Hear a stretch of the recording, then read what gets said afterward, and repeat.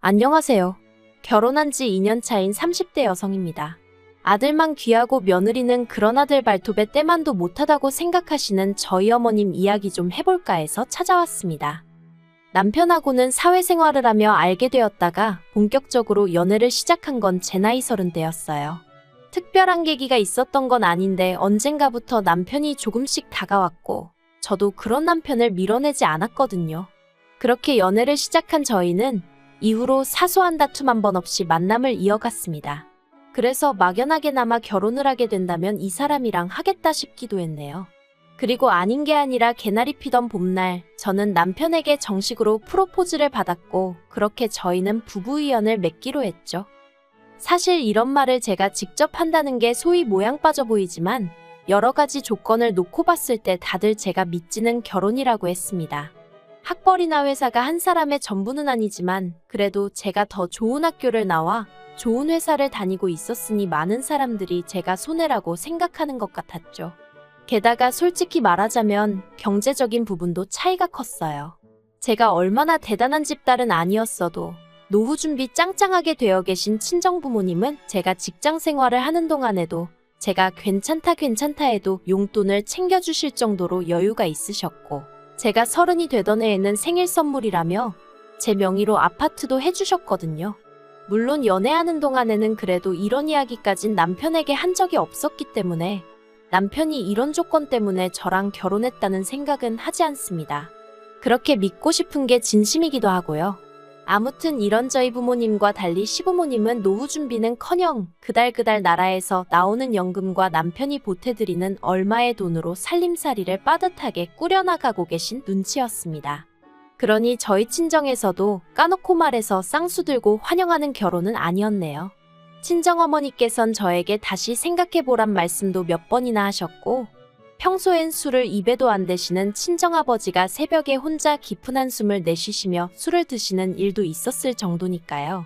그런데도 그땐 정말 제 눈에 뭐라도 씌었던 건지 죄송한 마음과는 별개로 남편과 결혼은 꼭 하고 싶었어요. 결혼해서 잘 사는 모습만 보여드리면 다 용서해 주실 거라고, 오히려 그땐 반대하신 걸 미안해하게 되실지도 모른다고 나름대로 그런 희망을 갖고 말이죠. 결혼할 때 시댁에서는 현금 3천을, 저희 친정에서는 1억을 해주셨습니다. 저는 이미 받은 집이 있었기에 1억은 정말이지 받고 싶지 않았습니다만 친정 부모님은 오히려 더 해주지 못해 미안하다 하시며 살다가 힘들면 그때그때 또 이야기해라 그러면 또 줄게 하셨는데 옆에 있던 남편도 몇 번이나 죄송하고 감사하다며 허리 숙여 인사를 하더라고요. 생색을 낸다거나 유세를 부리고 싶은 건 결코 아니었지만 그래도 남편이 고마운 마음을 그렇게라도 표현해주니 기분이 나쁘진 않았던 게 사실입니다. 하지만 시부모님이 보여주신 반응은 정말이지 뜻밖이었어요. 솔직히 말해서 제가 어디 내놓으라 하는 1등 신부감까지는 아니라고 해도 타박을 들을 정도는 아니라고 생각했거든요. 하지만 시부모님께서는 저희 친정에서 왜 예단을 제대로 챙기지 않는 건지 그런 걸 흠잡으시며 저를 앞에 앉혀두고 싫은 소리만 해대셨습니다. 특히나 어머님께서는 그 1억이 막말로 당신 쓰라고 해주는 돈도 아니고 딸인 저 편하라고 주는 거 아니냐 하시며 그럼 그건 그거고 예단은 예단이지 하시면서 당신은 그래도 명품백 하나는 받아야 마음이 풀리겠다 그런 말씀을 대놓고 하시대요. 물론 해드리진 않았습니다. 친정에 말을 전했다면 당연히 해드리라고 하셨을지도 모르겠습니다만 그렇게까지 하고 싶지 않았거든요. 그리고 예단을 해드리면 저도 예물을 받고 싶어질 것 같았는데 솔직히 지금 이 상황에 못할 말이 뭐가 있겠어요? 까놓고 말해서 시댁 사정상 예물을 못 해주실 게 뻔했거든요. 그리고 아무리 결혼할 때 이거저거 따지는 게 보기 안 좋다곤 하지만 그래도 저도 사람인데 못 받을 것 뻔히 알면서 싫은 소리까지 들은 마당에 가방까지 사다 바치고 싶은 기분은 아니었네요. 게다가 이때만 하더라도 남편이 먼저 자기가 어머님께 잘 말씀드릴 테니 너무 염려치 말라며 저를 안심시켜주기도 했고요. 그래서 저는 남편이 이 상황을 현명하게 해결해주기만을 기다렸습니다. 실제로 어머님이 아주버님도 있지만 둘째인 저희 남편을 더 좋아하셨으니까 남편이 나서만 준다면 크게 문제될 건 없겠다 싶었기도 하고요. 말이 나왔으니 말이지만 남편보다 4살이 많은 아주버님은 남편이 표현하기를 집안의 골칫덩이라고 했습니다. 어려서부터 한탕주의라고 하나요? 대박 한 번이면 인생 역전이다 그 소리를 해대며 어디 한 곳에 제대로 정착하지를 못하는 성격이라 했거든요. 그리고 실제로 그런 성격 때문인지 아주버님은 대학교를 졸업한 이후로 그 어느 회사도 1년 이상 진득하게 다녀본 적이 없다고 들었습니다. 결혼한 형님과도 사귄 지 2달 만에 형님이 임신을 하면서 어쩔 수 없이 식을 올렸다고 했고요. 그리고 상황이 이렇다 보니 어머님께선 아주버님은 아픈 손가락, 남편은 유일한 희망모 그런 식으로 대하셨죠. 그리고 저는 어머님이 그토록 둘째인 저희 남편을 사랑하고 아끼시는 만큼 저 또한 그렇게 대해주실 줄 알았습니다. 그토록 소중한 아들이 사랑하는 여자라 하니 분명 그렇게 대해주시리라 믿었죠. 하지만 그건 말 그대로 떡 줄 사람은 생각도 않는데 김칫국을 마시는 거나 다름이 없었습니다. 지금 돌이켜 생각해보면 어머님은 저를 당신이 사랑하는 아들을 훔쳐간 여자 정도로만 생각하셨던 것 같아요. 처음에 시댁에 인사를 드리러 갔을 때였습니다. 담담한 표정의 말수가 적으셨던 아버님에 비해 어머님은 얼굴색이 조금은 상기되어 있었고 목소리가 크시더라고요. 그리고 무엇보다도 저에게는 별 관심이 없으셨던 반면 남편한테선 눈을 떼지 못하셨어요. 우리 아들 타지에서 고생이 많다. 먹을 건 잘 먹고 다니냐? 그래도 그때만 하더라도 다른 엄마들이 그러하듯 어머님도 당신 아들이니 좋아서 저러시겠지 하고는 어머님의 말씀이나 행동에 그다지 큰 의미를 두진 않았습니다. 하지만 어머님이 식사를 차려주셨을 때 그때 이게 맞나 하는 생각을 처음 했던 것 같아요.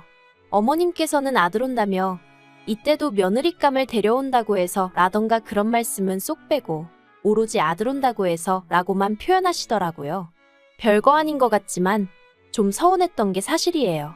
아무튼 아들 온다고 해서 삼계탕을 끓였다 하셨는데 남편 밥그릇에는 닭고기가 아주 무슨 산처럼 쌓여있는 반면 제 거에는 시로라기처럼 얇게 찢어진 닭고기가 들어있는 게 황당하더라고요.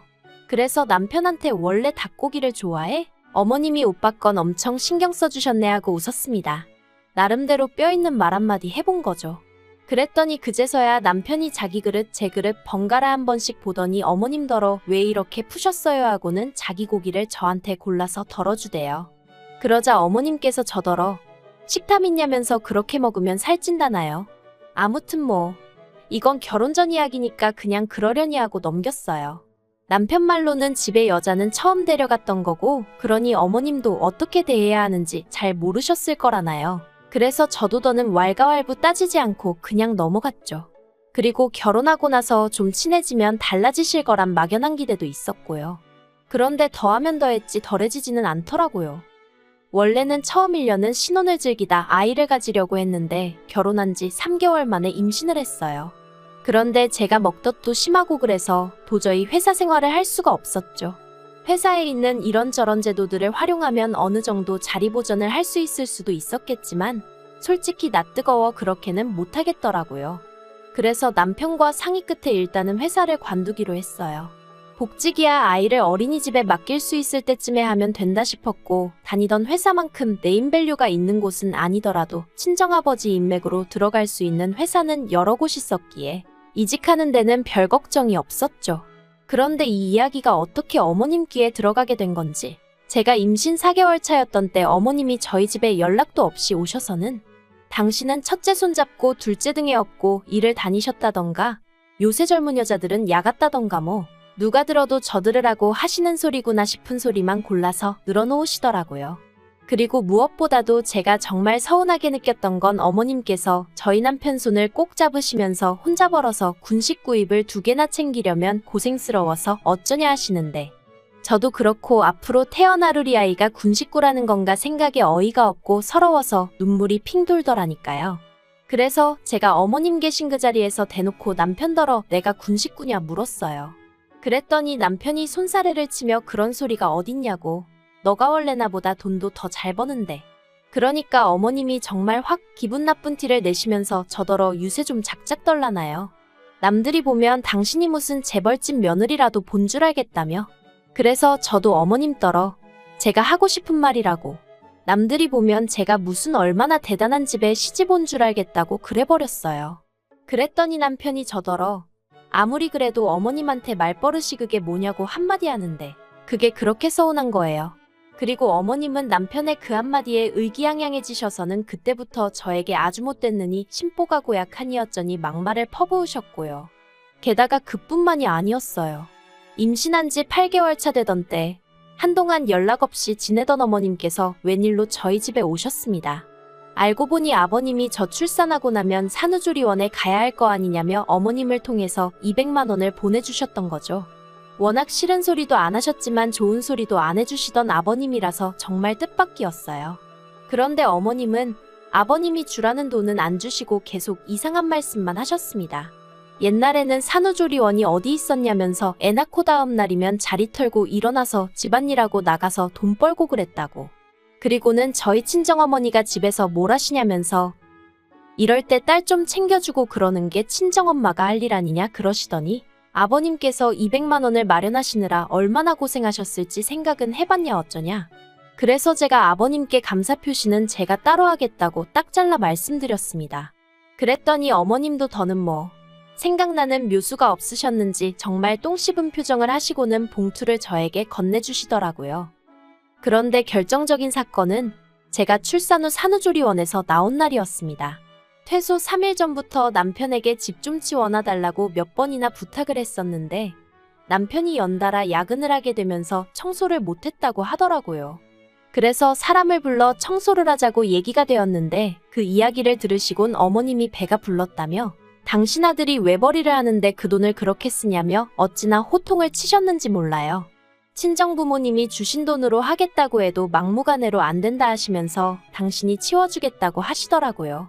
솔직히 아무리 치워주러 오신다지만 내키지 않았어요.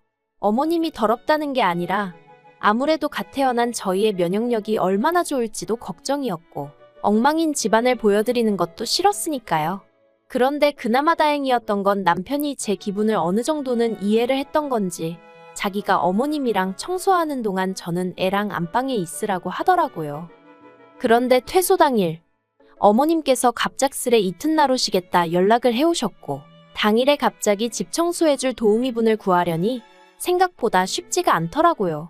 그래서 결국 거실만 대충 치우고 나머지는 손을 못 댔어요. 그리고 솔직히 짜증이 많이 났어요.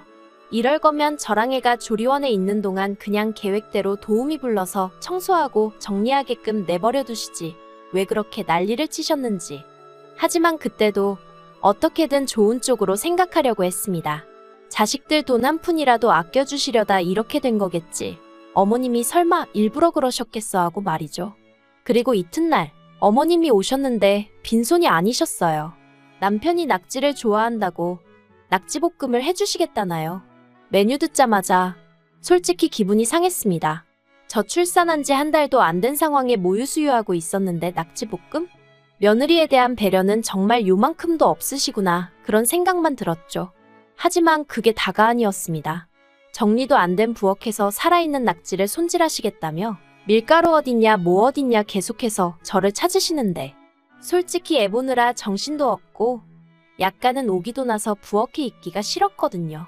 그래서 남편한테 가서 밀가루 좀 찾아드려, 식용유 좀 찾아드려 하고 부탁을 했어요. 남편도 하는 일 없이 TV만 보고 있었기도 하고요. 그런데 그때 어머님이 대뜸 거실로 나오셔서는 소리를 지르셨습니다. 저는 뭐 하는데 당신 아들을 종부리듯 하냐면서. 그리고 왜 내 아들이 뭐가 어딨는지 다 아냐? 평소에 얼마나 부려먹는 거냐? 어찌나 고래고래 소리를 지르시는지 귀가 다 아프더라고요. 하지만 그것보다 더 저를 열받게 한 건 애 있는 데서 그러셨다는 거죠. 그래서 제가 어머님이 들고 계시던 국자를 낚아채곤 나가달라 했어요. 여기 낙지볶음 못 먹어서 환장한 사람 없다고 지금 하나도 도움이 안 되신다고 했죠. 그랬더니 남편이 저더러 너 왜 그래 그러는데 여기 내 집인데 내가 그런 소리도 못하냐고 소리를 질렀습니다. 그리고는 어머님한테 앞으로 이렇게 찾아오지 마시라고도 했어요. 억지 쓰시는 것도 한두 번이지 이제 더는 못 받아들인다고요. 그러자 어머님은 정말 별의별 욕지거리를 퍼부으시더니 아주 따박따박 한마디 지는 법이 없다며 그래서 내가 너 처음부터 마음에 안 들었다 그러시더니 저희 남편더러 짐 챙겨라 그러시는 거예요. 그러자 남편이 놀란 목소리로 짐을 내가 왜 챙겨요 그러대요? 어머님이 너도 같이 가자고 저런 애랑 살지 말라고 뭐 한다고 저런 애를 먹여 살린다고 너 혼자 고생을 하냐 그러시는데 남편이 어머님 떨어 자기가 가긴 어딜 가냐고, 그리고 뭘 먹여 살리냐, 장인 장모님이 얼마나 많이 챙겨주시는데. 그러면서 어머님더러 일단 먼저 가시라고. 나중에 서로 좀 괜찮아지면 그때 얘기하자고 그러더라고요. 그리고 그제서야 어머님도 어느 정도 상황 파악이 되신 건지 남편더러 네가 어떻게 나한테 그러냐면서 무슨 대단히 서러운 일이라도 당하신 것 마냥 주저앉아 우시더라니까요. 그리고 그날 결국 남편에게 저는 더는 어머님하고 웃으면서 못 지낼 것 같다고 했습니다. 당신은 어머님을 보고 지내겠다고 해도 난 괜찮다고. 하지만 나에게 더는 며느리 노릇을 기대하지 말라 했죠. 그리고 어머님은 이제 내 집에도 못 오시게 해달라고 했어요. 연락을 미리 주시든 안 주시든 집에 오시는 일은 없게 해달라고 했죠. 뿐만 아니라 어머님한테는 앞으로 우리 애도 안 보여드릴 거라고 했네요. 갓 태어난 손녀 앞에서 엄마 욕을 하는 할머니가 세상에 어딨냐고. 어머님은 할머니 자격도 없으신 분이라고요. 그리고 모든 상황을 옆에서 지켜봤던 남편도 차마 어머님 편을 들 수는 없었던 모양입니다. 그저 고개만 떨구고 한숨만 내쉬더니 알겠다고 했으니까요. 그리고 이후로 반년이란 시간이 지났는데 어머님한테서 2번 정도 연락이 왔어요. 처음엔 저더러 당신이 제 가면을 벗겼다며 진작에 제가 무서운 X인 걸 알았다. 지옥이 무섭지도 않냐 뭐? 말 같지도 않은 이야기를 하셨고요. 2번째 연락 때는 천륜을 끊어놨다면서 저더러 사람도 아니라고. 죽어서라도 저희 남편하고 당신 핏줄을 되찾아가겠다 뭐 그런 말씀을 하시대요. 그래서 제가 마음대로 하세요라고 답장만 했어요. 사실 그렇게 악에 바치신 게 처음 문자를 보내셨을 땐 제가 답장은 안 하고 그냥 문자 그대로 남편에게 보여줬거든요. 그랬더니 남편도 그때는 아주 절레절레 진저리를 치더라고요. 이런 분이 아니셨다면서 속상해 미치겠다면서 말이죠. 이러니 형수도 어머님이라면 치를 떠나보다고. 참고로 저희 형님도 어머님하고 연락 안 하고 지낸 지 오래였거든요. 솔직히 저는 별로 걱정되는 건 없어요. 저는 남편만 자기 자리 잘 지키고 자기 역할만 잘해준다면 바라는 것도 없고요. 막말로 이러다가 어머님이 또 제 인생에 불쑥 머리 들이밀고 아는 체를 하신다면 그땐 남편도 버려야겠다는 생각은 들지만요. 당장은 뭐 더는 스트레스 받을 일도 걱정도 없습니다. 어머님한테 바라는 것도 없어요. 알아서 잘 사세요. 제가 해드릴 수 있는 최선의 덕담입니다.